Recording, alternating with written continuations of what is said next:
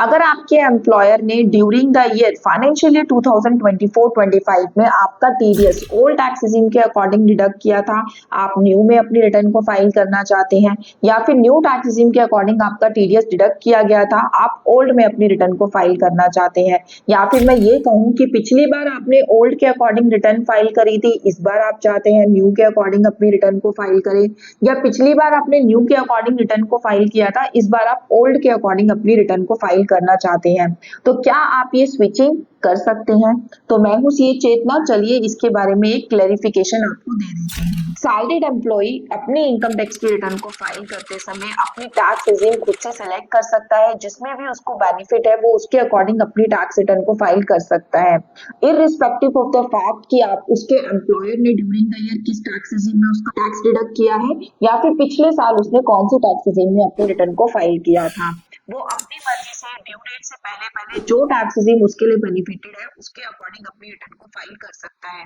But उसको ये decision लेना होगा ड्यू डेट से पहले। सैलरीड एम्प्लॉय के लिए फाइनेंशियल ईयर 2024-25 की रिटर्न की डेट को बढ़ा दिया गया था, 31 जुलाई से उसकी डेट को बढ़ाकर कर दिया गया है 15 सितंबर 2025। तो अगर आप एक सैलरी टैक्स पेयर है, अपनी रिटर्न को अगर आप 15 सितंबर 2025 से पहले फाइल कर देंगे तो आप ओल्ड टैक्स रेजिम में अपनी रिटर्न को फाइल कर पाएंगे, इसके बाद आप ओल्ड टैक्स रेजिम में रिटर्न को फाइल नहीं कर पाएंगे। ओल्ड मैंने इसलिए कहा क्योंकि न्यू टैक्स रेजिम तो आपका डिफॉल्ट टैक्स रेजिम आ गया है फॉर्म्स में। न्यू में तो अगर आप कुछ भी सिलेक्ट नहीं करते तो न्यू के अकॉर्डिंग तो आपकी रिटर्न ऑटो फिल होगी ही होगी, बट अगर आप ओल्ड को सिलेक्ट करना चाहते हैं तो ड्यू डेट से पहले पहले आपको वो सिलेक्शन करके अपनी रिटर्न को फाइल करना होगा। ड्यू डेट के बाद आप ये सिलेक्शन नहीं कर पाएंगे, आपको न्यू के अकॉर्डिंग ही अपनी रिटर्न को फाइल करना होगा। ये ऑप्शन आपको once in a financial year दिया जाता है। एक बार आपने अगर रिटर्न फाइल कर दी, उसके रिवीजन के टाइम पर या रेक्टिफिकेशन के टाइम पर आप अपना टैक्स रेजिम को चेंज नहीं कर पाएंगे।